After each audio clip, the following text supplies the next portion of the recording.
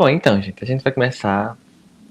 Primeiro comemorar, né, que a gente terminou o capítulo 4, que era a meta de novembro. Já tá aí bastante avançado no Trivium, né? Desde que, em comparação com antes, a gente tá conseguindo avançar bastante, né, agora. É, bastante mesmo. Estamos praticamente chegando Faltando na 6, metade. Pois é. 7 na 5 de verdade. 7? 7 capítulos. Sim, faltam 7 capítulos, exato. Quase. Quase Quase 50% do metade. livro. É. Exato. A gente vai começar hoje o capítulo sobre proposições e sua expressão gramatical, que é o 5. É um de 2 capítulos, né? Pelo que eu vi ali na introdução, ela trata 2 capítulos falando sobre proposição. E depois ela vai passar 3 falando sobre silogismo e falácias. É uma E parte mais um. importante da lógica, né? Exato. Eu acho que já no capítulo 4 a gente começa a lógica, né? Pelo, fica claro. Eu tava vendo aqui pela nossa leitura que ela dá muito foco na lógica, né? Afinal de contas, eu achei que ela ia dar mais enfoque ali na gramática, na retórica. Mas parece que é só um capítulo para cada. Vocês perceberam isso? Pois. Eu Isso achei. vai ficar claro já no início, pô. Como? Isso fica claro já no início. Peraí, deixa eu marcar. Ela disse que é o capítulo a parte mais importante, né? A lógica. É um, assim, em comparação com a retórica, a lógica é muito mais importante. Mas tipo, achei que ela ia dar mais destaque. E pelo sumário eu não tenho ideia que ela ia ser tão breve ali. Ela só dedicou um capítulo à gramática e vai dedicar um capítulo à retórica, que é composição e leitura. O resto fica assim, meio solto no ar.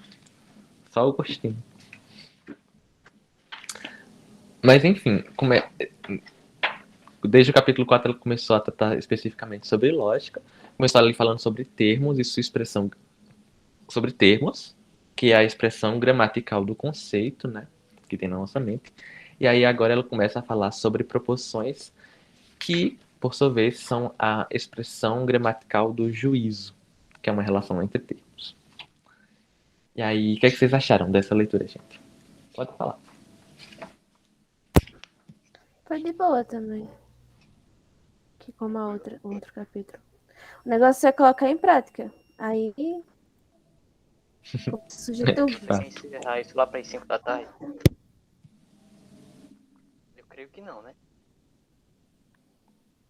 O quê? Às 5 da tarde?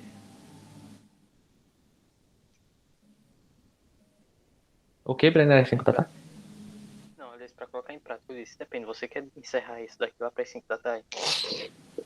Ah, não, mas nem mesmo que não seja aqui, né?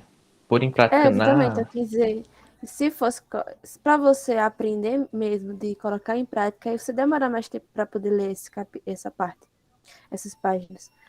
Mas, em resumo, as definições são fáceis de entender. Sim, sim, são bastante, né? Embora eu acho que ela nem dá tanta definição aqui, né? Sei, eu acho que não ficou. Pelo menos eu não consegui ver uma coisa claramente como. Isso é uma definição, mas como uma função. Mas, enfim. Brenda, acha alguma coisa sobre o livro? Sobre o capítulo? Sobre essa parte? Não. Tudo bem. Nada demais É. assim, não. É sempre o mesmo comentário de sempre. Qual? O comentário.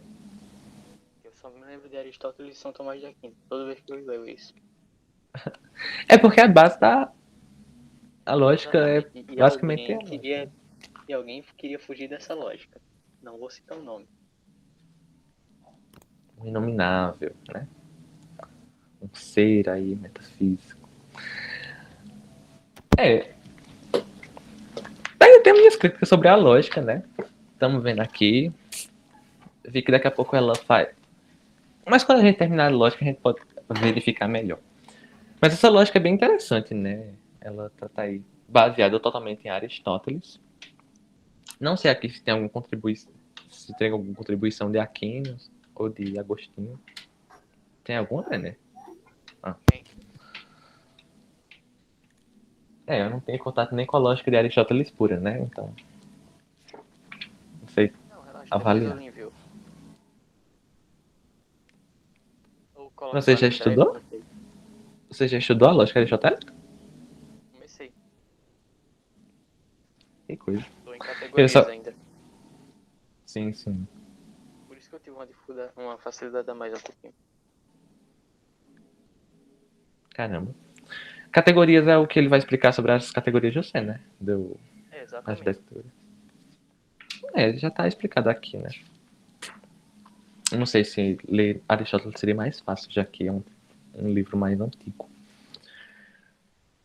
Sim, mas enfim, o capítulo 5 ele começa ali falando sobre proposição, definição e distinções, e da definição de proposições, que é a afirmação de uma relação entre termos. Aí, eu não sei se eu cheguei a comentar com vocês, mas tem um canal no YouTube chamado Lógica em 3 Minutos. Achei até interessante. E o professor, né, chamado Piligra, ele define a proposição como sendo a expressão verbal do juízo. Eu acho que ficou muito mais claro do que a definição que a Miriam Joseph diz aqui, né? Então, o juízo, que é uma coisa na sua cabeça, seria ideias na sua cabeça, e a expressão verbal disso seria a proposição. E ela diz que a proposição é formada pelo sujeito e o predicado, que constituem os termos e a matéria da proposição, e a cópula, que aquele verbo é, como sendo a forma. Né? Não é um termo, é uma palavra sem cadeia gramática que constitui a forma da proposição. E aí ela trata a respeito das classificações da proposição quanto à modalidade, né? Se as proposições são modais ou categóricas. Vocês querem comentar? Fique à vontade, tá? Não? Cauane? Dá pra escutar zoado aqui? Perfeitamente. Dá, mas não dá pra... Não atrapalha, não. A diferença, como você disse, ela vai falar sobre a proposição modal, que vai dar vários tipos, e a proposição categórica, né? A proposição modal é aquela que vai afirmar o modo na relação dos termos da proposição, enquanto que a proposição categórica ela vai afirmar a relação dos termos, como ela diz, né? Tal como são verdadeiramente relacionados, sem expressar o modo de relação. Resumidamente, é a proposição. A proposição modal e a proposição categórica, né?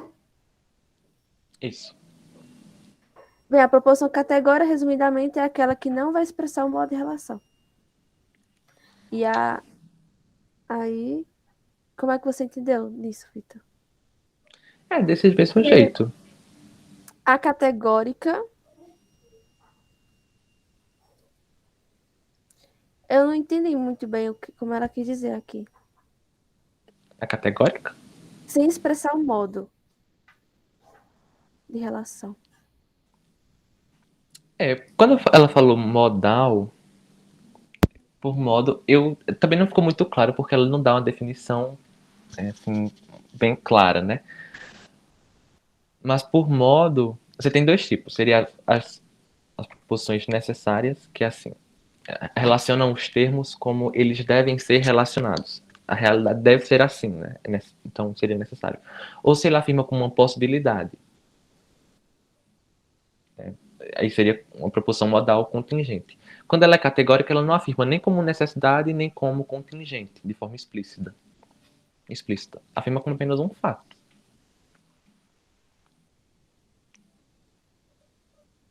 Entende? Você anota os exemplos no seu resumo, né? Não anotei no caso, não. Mas a gente pode imaginar exemplos. Uma proposição modal tem aquela, né? Um quadrado Eu acho que é mais interessante se a gente começasse a fazer as subclassificações. Tem os vários tipos de modalidade, né? Tem Uhum. as proporções modais que são necessárias, as proporções modais que são contingentes. Quer tratar, falar um pouco? Brenner também? Quando ela fala sobre a proposição modal necessária, existem a proposição modal necessária metafísica, a física, a moral e a lógica. Na metafísica, a relação que há entre esses termos, dentro da proposição, ela não pode acontecer de outra maneira. Porque é impossível, não é concebível, e há uma contradição completa.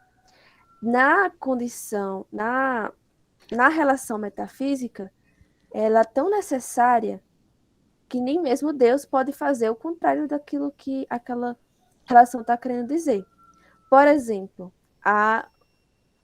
o exemplo do quadrado, que o quadrado tem 4 lados iguais e o círculo não possui lados.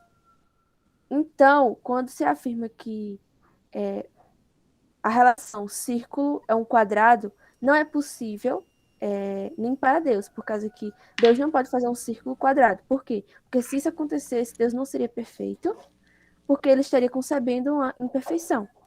Então, a relação, nesse tipo de relação, é impossível de acontecer. Ou seja, do contrário, ou seja, uma relação metafísica ela acontece e é impossível de acontecer de outra forma. No caso, Sim. é impossível de acontecer de um quadrado não ter 4 lados iguais. E nem É até mesmo Deus incompatível, pode né? isso. E nem Deus pode fazer o contrário disso. Um quadrado que não tenha 4 lados iguais, porque seria incongruente com o que nós chamamos de Deus de perfeito, né? Pronto. Aí essa é a proposição modal necessária metafísica, do tipo de metafísica. Quer adicionar mais alguma coisa? Isso. Não, é isso mesmo. Pronto. Aí tem a física, que é aquela necessidade em que ela vai se embasar pelas leis da natureza. É um embasamento através das leis da natureza. Essa é a necessidade física. E, nesse caso, por exemplo, a lei da gravidade, a lei da causa e da... Causa e... Como é a outra palavra? E a Causa e física? consequência, né? Né? Causa e Enfim, consequência. isso. E nesse caso, Deus pode acontecer de Deus suspender as leis da natureza, que para ele é possível. Em vários casos, em várias passagens bíblicas, isso acontece. Já também há a necessidade moral, que é a necessidade normativa, que é referida a um agente livre. Nesse caso, as pessoas, elas têm a possibilidade de não agir com aquela necessidade moral, que é a necessidade que é embasada através das leis morais da sociedade e, enfim, aderidas através da religião ou ética, etc. E nesse caso, então, o livre-arbítrio vai permitir os humanos de agir contrariamente do que a necessidade moral. É algo mais. Não é como a lei da necessidade metafísica, que é impossível, é inconcebível de acontecer de forma diferente. É concebível sim, só não é recomendado. Aí, por fim, tem a necessidade da lógica. Só que é algo que nós vamos ver posteriormente. Ela coloca lá, ela faz tipo link com algo que vai acontecer no futuro, que nós vamos estudar mais a fundo. E por isso ela não aprofunda ali. Isso. A Miriam.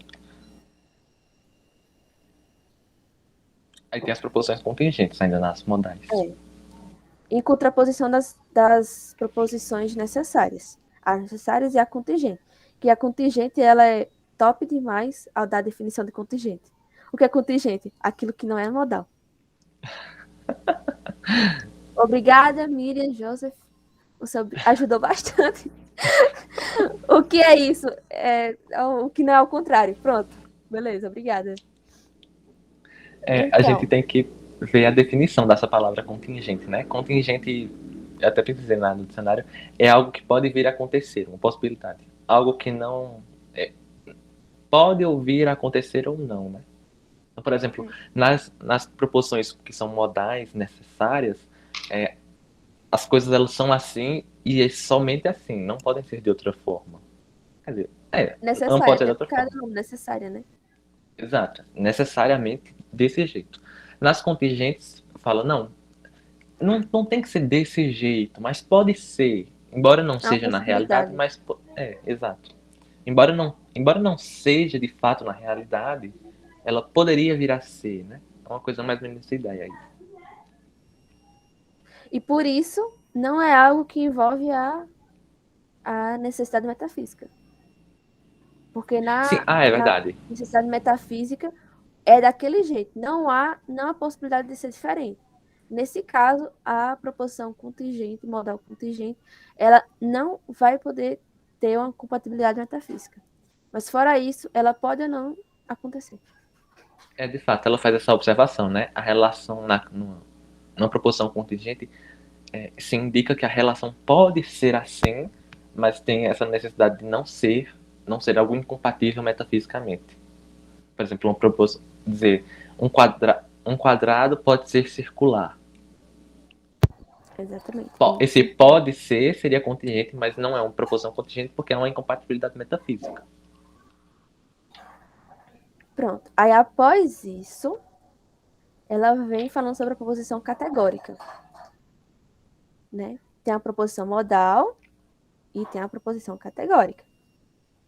Aí essa Distinção, como soubesse, né?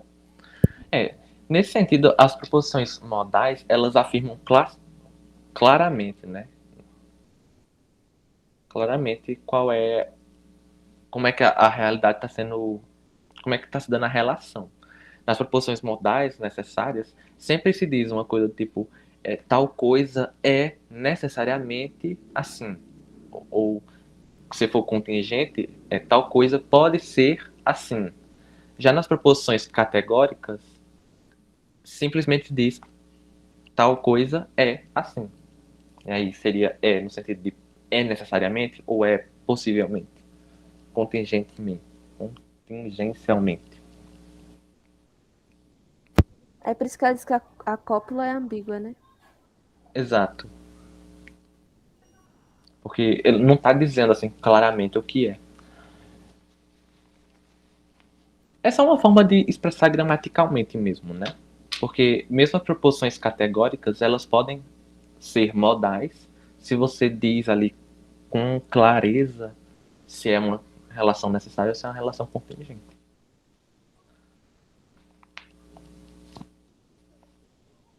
E aí parte para os exemplos, né? Para uma necessidade metafísica, o triângulo, ela dá o exemplo, né? Um triângulo equilátero é necessariamente equiangular. Numa necessidade física, o mercúrio é necessariamente líquido à temperatura ambiente. Necessidade moral, os carros devem parar quando o sinal está vermelho. A necessidade lógica ela não cita. Para a contingência, para as proporções modais contingentes, diz um corpo pode ser vermelho. E para as proporções categóricas, ela não dá nenhum exemplo.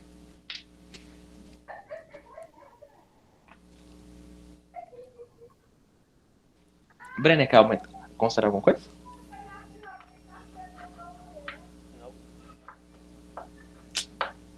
Perfeito. Logo em seguida, ela passa para as proporções simples ou complexas. E aí, também não tem muita discussão, né? As proporções simples, ela define como sendo as proporções que relacionam somente dois termos.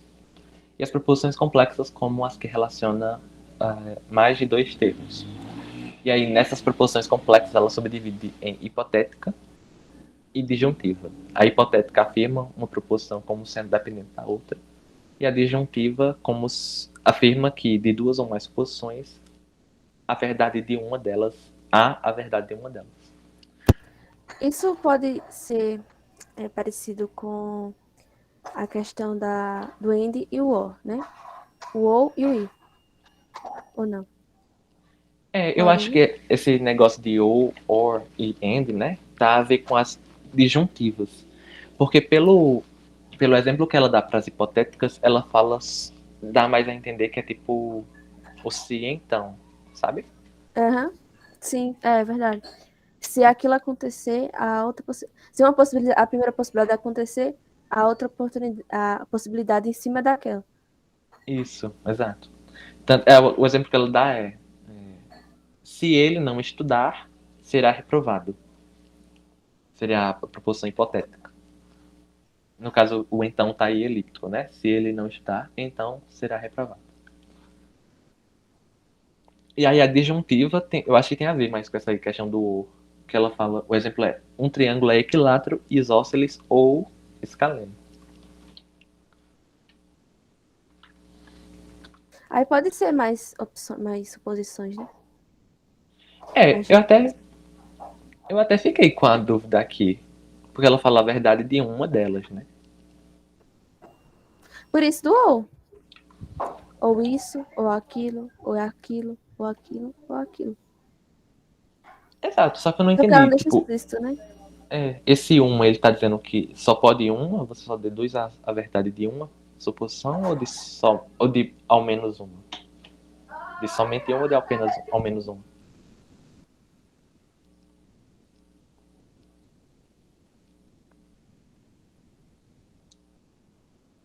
Ah, sim, na proposição simples, ela também fala que essa proposição vai ser modal se ela explicitamente afirma se a relação é como necessário contingente.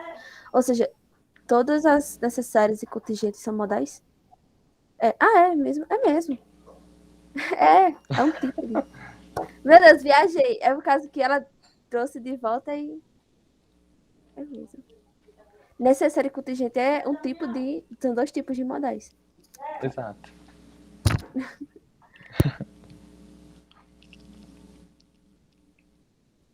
Pronto, aí nessa sessão eu fico só com essa dúvida. Vocês acham que na disjuntiva somente uma ou ao menos uma é verdadeira? Eu não sei, porque acho que aí a gente pode estar misturando o conceito com lógica de programação. Porque com lógica de programação, o ou é uma das condições, né? Sim, sim. Apenas uma das condições. Só que ela não deixa claro, né, nas disjuntivas. Aí a gente tem que ter esse cuidado. É, tô percebendo. É porque o exemplo que ela dá, um triângulo é equilátero, isósceles ou escaleno.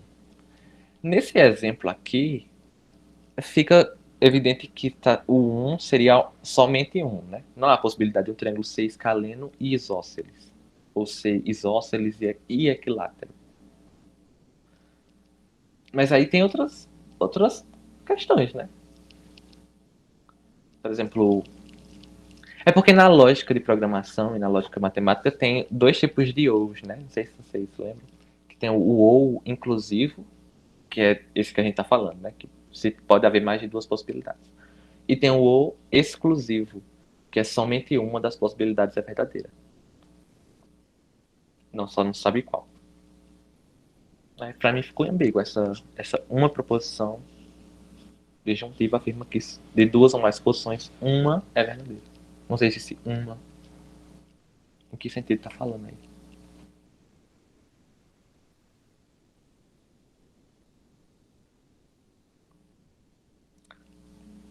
Brenner, o que achas?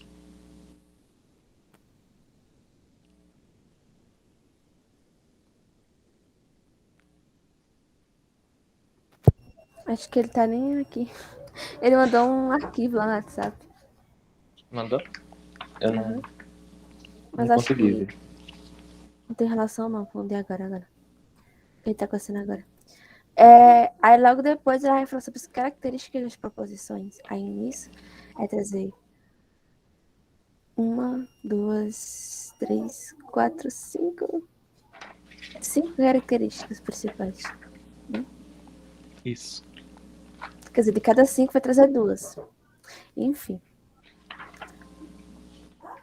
Aí ela vai meio que classificar as proposições fazendo referência à realidade, à quantidade, à qualidade, à modalidade e ao valor das proposições.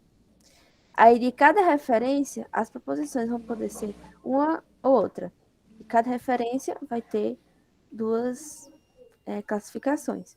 Por exemplo, ela vai começar a falar sobre a realidade. Ela vai fazer a classificação em referência à realidade. Aí, a proposição pode ser geral ou empírica. No caso da realidade, o que vai determinar vai ser o sujeito da proposição.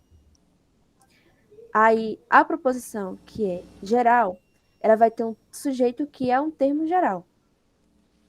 E na empírica, a proposição vai ter o sujeito que é um termo empírico. Exato. Ela não dá exemplos, né? Mas aí a gente poderia até pensar naqueles que a gente pensou. Um quadrado tem 4 lados. Seria uma proposição geral, né? Já que utiliza-se um nome comum, que representa-se uma essência. A outra foi, esta garrafa está quase cheia. Acho que foi a outra. Eu acho que ela não está totalmente cheia, né? Não está Não totalmente está cheia. Então ela seria empírica, né? Esta garrafa seria empírica. Pronto. Aí a próxima referência vai ser a quantidade. Que de acordo com a quantidade, a proposição vai poder ser total ou parcial. E o que determina vai ser a extensão do sujeito. De acordo com a extensão do sujeito, nós vamos afirmar se é total ou se é geral, parcial. Na total, bem, tem algumas condições em relação à extensão do sujeito. Eu anotei 4. Você viu quantas condições, Vitor? Eu não vi condições. Não, condições não. Não sei. Observações? Observações, Por exemplo, ela primeiro afirma que quando o sujeito, a quantidade vai ser total, quando o sujeito de uma proposição geral tem extensão completa. Nesse caso, a proposição vai ser considerada como total. Ou seja, na proposição geral, o sujeito vai ter extensão completa. Beleza.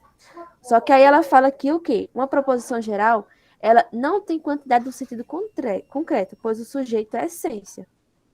Só que como é essência, ela vai ter uma extensão completa, né? Se diz que é usado em extensão completa, né? Considerado como total. Isso. Por causa que na proposição geral, a proposição geral não tem quantidade no sentido concreto, ela afirma. Porque o sujeito é a essência. Só que quando fala que o sujeito é a essência, no caso, a extensão dele vai estar sendo completa. E se a essência, não.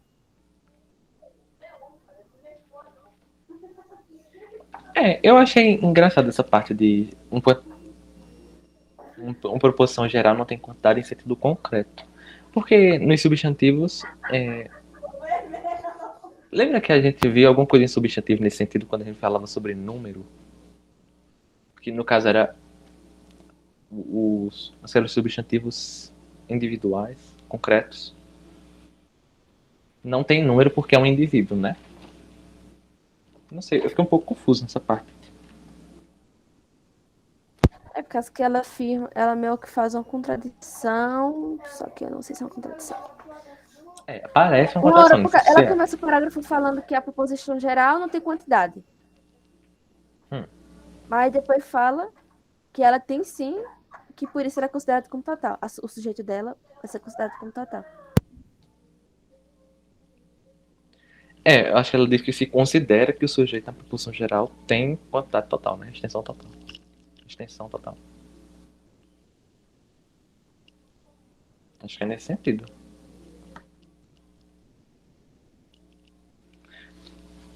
Mas o que vale, eu acho que o mais importante é isso, né? A proposição total, ela é tal que o sujeito está em extensão completa.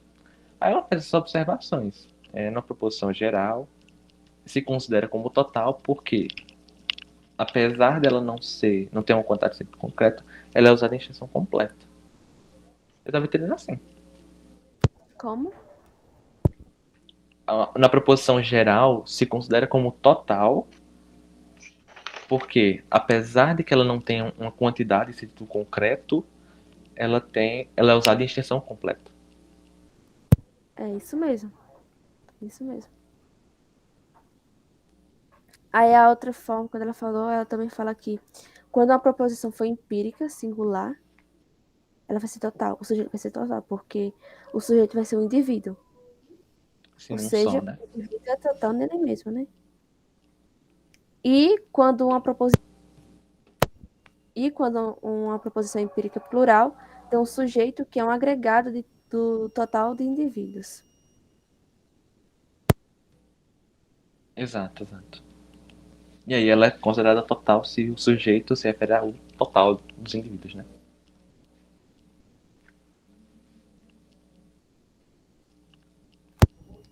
Pronto. Aí ela começa a falar sobre a parcial, né? Em contradição com a proposição total que o sujeito é em extensão completa, na parcial o sujeito é usado apenas em extensão parcial. E aí ela diz, faz essa observação de que Uma nas parte, né? proposições, isso, em parte da extensão. Na parte da extensão. Aí ela faz essa observação de que nas proposições empíricas plurais, fica evidente que se trata de uma proposição parcial pelo uso de uns quantificadores tais como alguns, né? Alguns, são,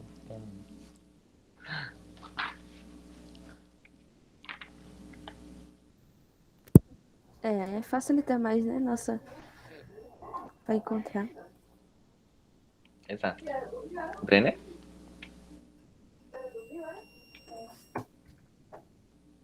Ele falou algo? Falando. É porque pra mim parece que ele tá com o microfone Não falei. desmutado. Tá. Quer falar? Não, Perfeito.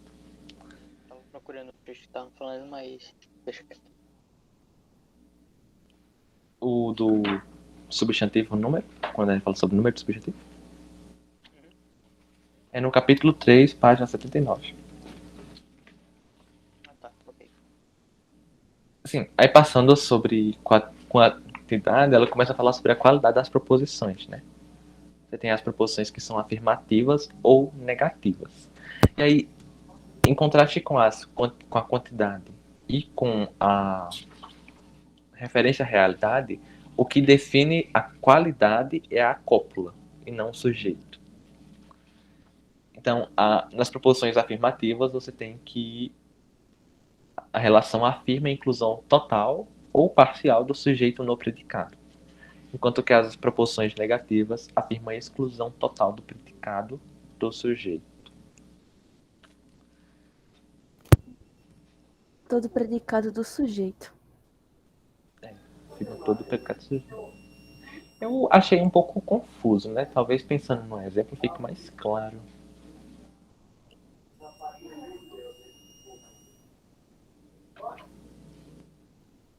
O quadrado. Não, chega do quadrado. A parede é azul.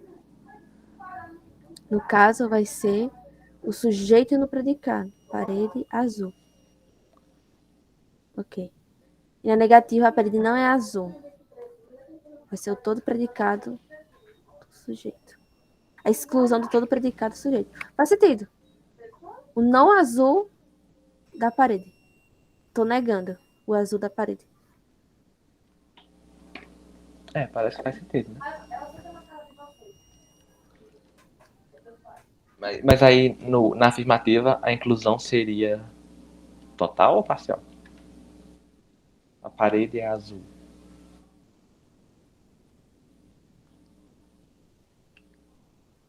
Acho que parcial, porque a parede, no caso, não vai ter só a propriedade da cor. Mas não faz sentido também. Não sei.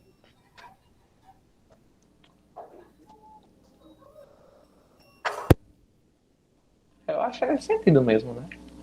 Não sei, talvez quando ela coloca. Às vezes, não sei se ela volta para tomar esse tempo. Talvez fique mais claro quando ela for falar sobre os predicáveis, né? Que são a classificação dos predicados. Mas em relação à qualidade, é isso. A proposição afirmativa afirma a inclusão total ou parcial do sujeito no predicado, e a negativa afirma a exclusão total do predicado do sujeito. Ela também comenta sobre modalidade, e aí divide em necessária ou contingente. Também depende da cópula, e a gente já discutiu, né? Aquela questão ali das proposições serem necessárias ou serem contingentes. Em relação a valor, ela também fala sobre verdadeira ou falsa. Quer comentar quanto sobre isso aí?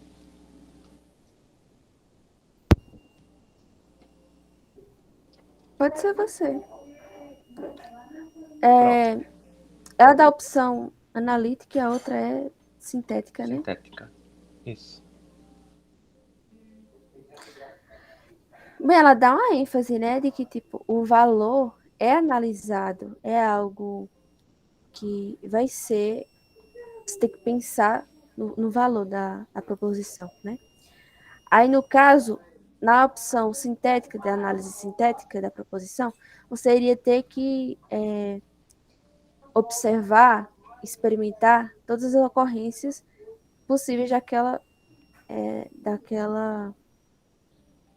realidade afirmada, né? Sim, sim. Para dizer se é verdadeira ou falsa, você teria que, por exemplo, para dizer que o Monte Everest é a maior montanha do mundo, você teria que ir em todas as montanhas, medir o tamanho de todas as montanhas para dizer se essa proposição ela é verdadeira ou falsa. Essa seria uma análise sintética, em que você iria ter que analisar todas as ocorrências na realidade. Caso a Mas ela caso, também né? é caso a caso. Mas também a opção de análise analítica, que é quando você pode tornar a conhecer, através de análise dos termos, sem necessidade de investigar todos os fatos. No caso, fazendo. Tu poderia explicar por que tá fazendo zoada? É isso, né? Tem essa versão, essa forma de você verificar a validade a verdade de uma proposição por meio analítico, que é exclusivo mais às proposições gerais, né? Pelo que ela disse. Você observa se há compatibilidade dos termos, uma vez que eles são entendidos. Você tem aí, por exemplo, o caso do um círculo não pode ser quadrado. É o exemplo que ela dá. Você não precisa pensar em cada círculo e tentar transformar em quadrado. Só de você saber que um círculo, uma definição de círculo, só você analisar as definições de círculo e quadrado, você percebe ali que não é compatível as definições. E não tem como você transformar um círculo em quadrado. E aí fica claro que é uma proposição falsa. Aí, no caso, ela finaliza com os tipos de verdade, né? Aliás, ela passa a dar a definição do que seria uma proposição verdadeira. A proposição verdadeira, ela afirma uma relação como ela é de fato. Então, se há correspondência com o pensamento com a realidade, então essa proposição é verdadeira, né? Se algo é dito como um fato, a realidade deve condizer com um fato. Se a proposição afirma de modo contingente, né, como possibilidade, tem que existir a possibilidade. E aí a proposição falsa é quando não é verdadeira. É literalmente isso. Pronto. Aí logo após começa as formas proposicionais, que é a forma A, E, I, O. A, E, I, O. Ó. Aí, nesse caso, tem que ter uma atenção bem. Tem que ter bastante atenção, né? Com essa parte. Sim, sim. Dá A pra gente gente. pode discutir semana que vem com mais a fundo, né? Porque ela vai. Acho que ela tá bem relacionada com as outras. Isso. Mas é isso. Só antes de finalizar, eu achei interessante quando ela cita esses três tipos de verdade. Vocês leram? Eu li. Eu achei Li sim. interessante essas definições, né? É algo que a pessoa tem que tomar bastante atenção, né? Sobre a diferença. Eu não tinha prestado atenção, nunca tinha prestado a diferença de verdades, dos tipos de verdades. Bem, estamos escutando? Sim, sim. É a verdade metafísica, a lógica e a moral. Isso. A metafísica é a conformidade de algo com a sua ideia. E aí, no caso, todas as coisas elas têm verdade metafísica, né? Achei essa parte um pouco muito semelhante com a ideia de Platão, né? De que todo ser que existe aqui no mundo inteligível tem ali uma contraparte no mundo das ideias. Ela usa aqui termos mais religiosos, né? Para definir verdade metafísica, como dizendo a ideia fica na mente de Deus e depois na mente dos homens. Acho que também tem a ver com tipo, o significado, a essência daquilo, né? Sim, sim. Que tipo, tudo tem a condição para aquilo existir. A definição daquilo. Sim, sim. É Mas um enfim. conceito. O próprio conceito da coisa já é algo que é uma verdade metafísica, porque se ele não for aquilo, então ele não é. Então há uma incompatibilidade se não for metafísica. Se ele Sim, não é o sim. que é. Ou ele é ou ele não é. Então esse fato de ser, o fato dele ser, já é uma verdade metafísica, eu acho, para aquilo. Sim, sim. Depois ela fala sobre a verdade lógica, que é a conformidade do pensamento com a realidade. Aí o oposto disso é a falsidade. Aquele que a gente explicou, né? Se a gente pensa que uma coisa é de um jeito, fala uma proposição, uma relação de tal modo, mas a realidade é de outro modo, então a proposição é falsa. Mas se a gente pensa que a coisa é verdade. Eu sempre, quando falo sobre esse negócio de compatibilidade, eu sempre vem na minha cabeça. Mas eu não sei se vale a pena fazer a discussão aqui sobre essa questão de como é que você verifica a compatibilidade, a conformidade. Como é que você tem certeza na conformidade das coisas? Aí depende, se você quiser fazer uma análise sintética, é impossível você saber. Não, mas mesmo na análise sintética, né? Eu sempre penso no exemplo da folha, das organelas, né? Da biologia. A gente pensa de uma forma, mas como é que você tem comprovação de que é de fato? Não sei, será que tipo. Você comprovar o não é das coisas. Não sei, é difícil, porque às vezes tipo, é muito fácil você se enganar, né? Tipo, como é que você. Se você só vai. Ah, desculpa. Você só consegue verificar a conformidade de algo passando pelos sentidos. Mas aí como é que você sabe que seu sentido está certo? Você está sendo que você está sendo iludido, né? Acho muito engraçado. Acho muito. Eu não sei elaborar muito bem isso aqui, mas sempre vem na minha cabeça isso. E por fim, o terceiro tipo de verdade é a verdade moral, que é a conformidade do pensamento com a expressão. É a oposição à mentira. Então aí eu acho Tem a interessante essa falsidade, definição de. tem a mentira. Tem a falsidade, tem a mentira e tem o impossível de ser, que é a verdade metafísica, né? O que é o contrário da verdade Exato. metafísica? O impossível de acontecer. Não, não tem. Eu acho que não tem o contrário de verdade metafísica, né? É É, justamente por isso que é tô dando impossível. onda. Mas é impossível, por isso que não tem. Todo ser tem verdade metafísica, acaba tendo. Eu acho interessante essa parte de verdade metafísica, porque eu não tinha parado pra pensar que algumas coisas, elas realmente são verdadeiras. Bem, Não captei. de uma coisa não ter o seu lado falso ou o seu lado mentiroso, entendeu?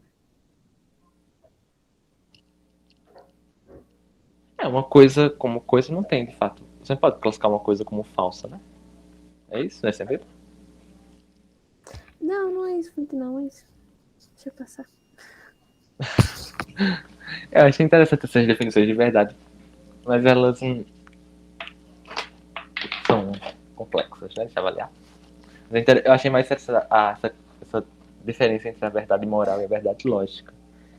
Porque a moral é você falar uma coisa e pensar noutra, né? Tipo, a mentira é justamente isso. Você sabe que uma coisa não é assim e fala o contrário. A lógica é você pensar que uma coisa é assim e falar que ela é assim, só que na realidade ela é o contrário, né? A falsidade lógica. Tem quando a pessoa estuda lógica no ensino médio. E, tipo, eu não lembro muito bem como era. Acho que o Brenner lembraria. Que, tipo assim, às vezes uma coisa é verdadeira através da lógica, mas ela pode ser falsa. Como assim? De acordo com a lógica, ela pode estar verdadeira, mas na realidade, assim, ela não é verdadeira. É uma coisa assim. Me esqueci. Ele vai falar, Brenner? Quer falar? Você entendeu? Entendeu ou não? Mas é nesse sentido que a Tony falou mesmo? É nesse sentido, exatamente. Eu não Que, consigo tipo assim, relacionar com nada. naquela análise que nós fazíamos, que, tipo, A é I, algum I é U. Portanto, logo, U é alguma coisa de A. Mas isso pode estar, logicamente, as preposições podem estar sendo analisadas verdadeiramente. A lógica está ok. Mas dependendo dos termos que estão lá, nas proposições, aquilo não é real. Faz sentido logicamente, mas não é real. Mas Vocês estão era bom ver falando. isso por exemplos. Vocês estão falando isso sobre qual lógica? Lógica aristotélica também? É. Ou sobre lógica. Ah. É, porque meu background, né, de lógica é matemática. E na matemática tem uns negócios até parecidos, né? Se você assume. Mas isso aí também é relacionado com a Eu acho que na validade do matemática é argumento. diferente. É, na lógica matemática. Exatamente. Acho que é. Em relação ao argumento mesmo. É, mas aí Enfim. não é a proporção, né? Verdade. Logicamente tá perfeito. Mas se você vê a Verdade. realidade assim, você não. É porque verdade é uma. Ela até anota aqui. Ela sublinha, né? Sublinha não. Destaca. Que verdade e falsidade não são características do argumento, e sim das proposições. Existe argumento verdadeiro, que existe argumento válido. Aí na matemática diz isso, porque na matemática não se estuda verdade de proposições. Quem determina se uma proposição é verdadeira ou falsa é cada ciência em si, né? A matemática pelas demonstrações, a física por meio do estudo ali experimental, a filosofia por meio das suas Interessante. especulações. Mas a lógica matemática só estuda o argumento. E aí tem esse negócio aí, tipo, se você assume que, tipo, tem uns exemplos, usando até as ideias dos silogismos de Sócrates, de Aristóteles, que era tipo, Sócrates é cachorro, todo cachorro é mortal, logo Sócrates é mortal. Tipo, apesar de É ser uma tipo conclusão isso. verdadeira, não tem verdade. As premissas são erradas, sabe? O suco de laranja tá Exatamente. estragado. Pronto, mas é algo a ver com definições que a gente não tá abordando aqui, então por isso que tá muito no acho. Entendeu? Exato. Quando a gente chegar ali nos capítulos de silogismos, a gente consegue desenvolver mais. Mas é isso. No que se refere às páginas de hoje, são essas mesmo. Acho que a gente pode encerrar a gravação, né? Uhum.